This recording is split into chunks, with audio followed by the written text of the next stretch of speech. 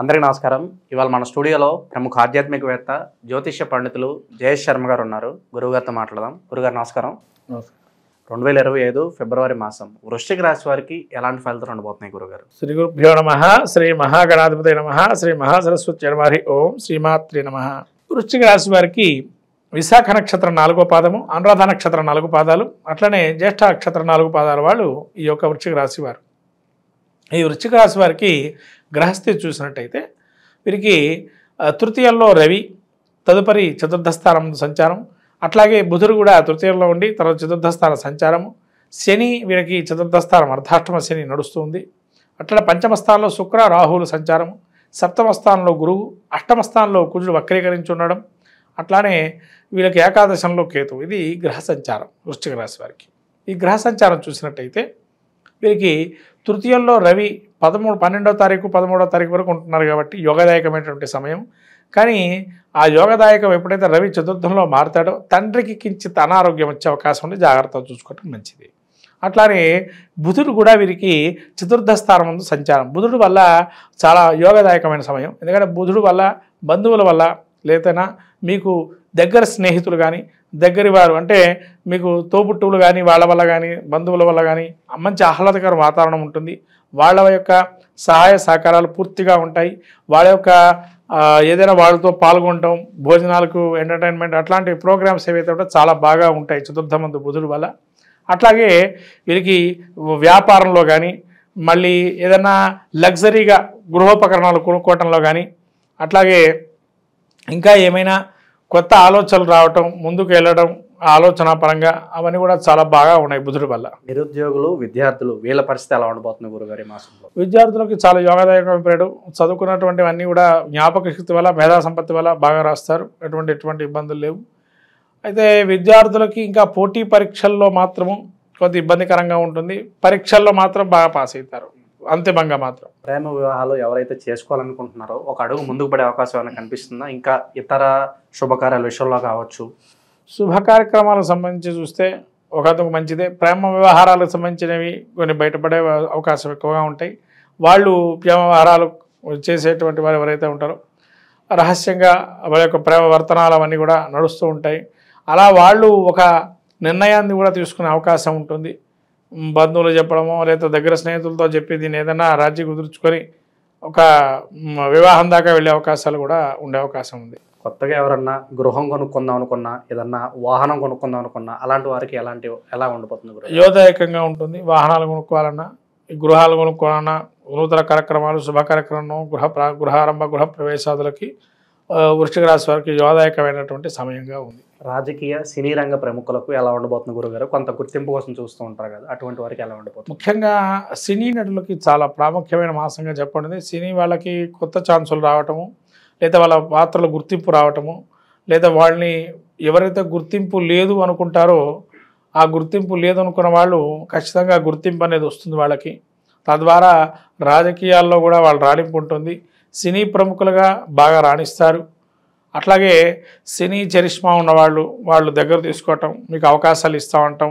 అట్లా సినీ ప్రముఖులకి చాలా మంచి మాసంగా ఫిబ్రవరి ఉంది. రాజకీయ నాయకులకి కొంత ఇప్పటికే క్రియాశీలకంగా బయటపడుతుంటారు. అంటే వాళ్ళు ఒకటి చేసి చూపిస్తుంటే వాళ్ళని ఇది చేశారు అది చేశారని గుర్తింపు అనేది మెల్లిగా వస్తుంటుంది.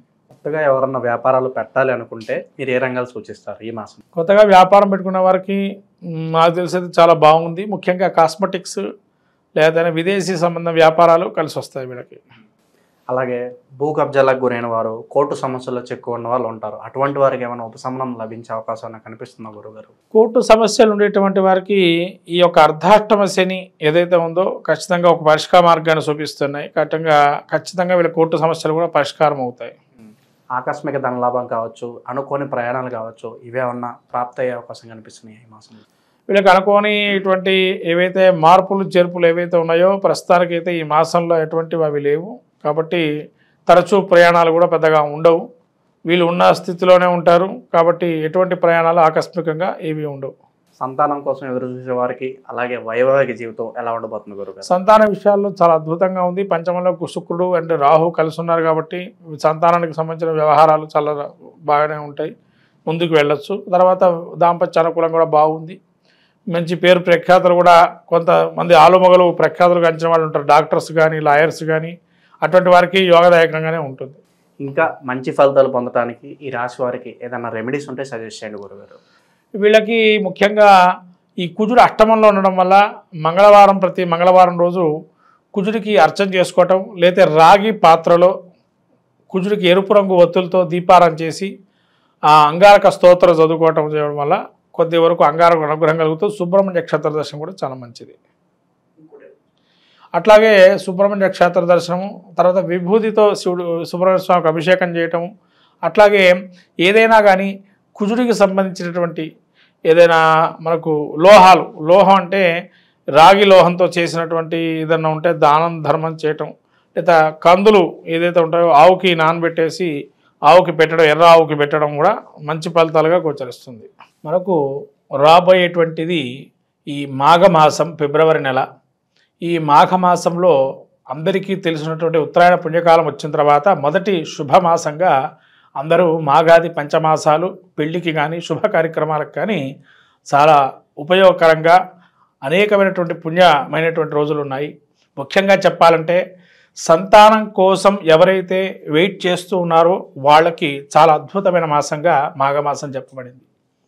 ఎందుకంటే శివ మహాపురాణంలో చెప్పబడిన విషయాలు మీకు కొన్ని ఇప్పుడు చెప్తున్నాను. ఈ మాఘమాసంలో విశేషం గురించి ముఖ్యంగా భీష్మ పంచక వ్రతం. ఈ భీష్మ పంచక వ్రతం ఏదైతే ఉంటుందో, ఎవరైతే సంతానం లేనటువంటి వారు భీష్మ పంచక వ్రతాన్ని ఆచరిస్తే కనుక సంతానం కలుగుతుందని శివమహాపురాణంలో తెలుపబడింది. అట్లానే మనకు పుత్రదా చతుర్థి అని చెప్పి ఒకానొక చతుర్థి తిథి కూడా ఈ యొక్క సమయంలో వస్తుంది. అంటే సంతానం అటువంటిది ఎవరికైతే చాలా ఇబ్బందులు పడుతూ అనేకమైనటువంటి వైద్యంలో కూడా సంప్రదిస్తూ ఉండేటువంటి వారికి ఈ యొక్క మాసం మీరు ఏదైతే అనుకుంటున్నారో ఆ సంతానవంతులు కావాలనుకునేటువంటి వారు ఈ భీష్మ పంచక వ్రతాన్ని ఆచరించడం ద్వారా ఖచ్చితంగా కలుగుతుంది. అలానే మనకు పితృ సంబంధమైనటువంటి ఏదైతే మనకు పితృశాపాలని అంటాము, ఇటువంటివన్నీ కూడా మనకు ఈ మాఘమాసం పౌర్ణిమ మహామాఘి అని కూడా అంటారు.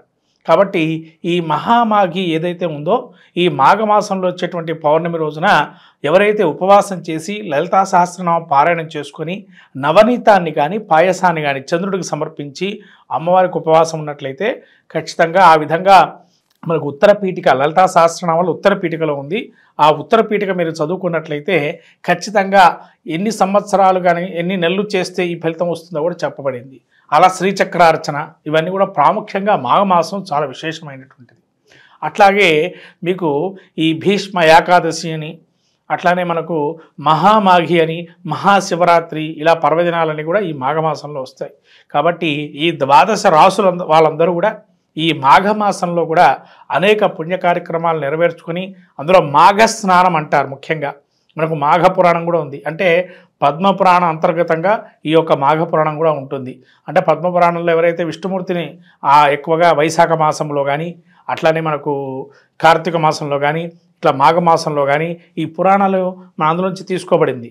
ఈ స్కాంద పురాణంలో కొంత, అట్లానే పురాణం మరి పద్మపురాణంలో కొంత ఆ భాగాలు తీసుకొని ఈ పురాణాలు ఏర్పడినాయి. కాబట్టి ఈ మాఘ పురాణం కూడా మనకు స్నానాల గురించి తెలుపబడింది విశేషంగా.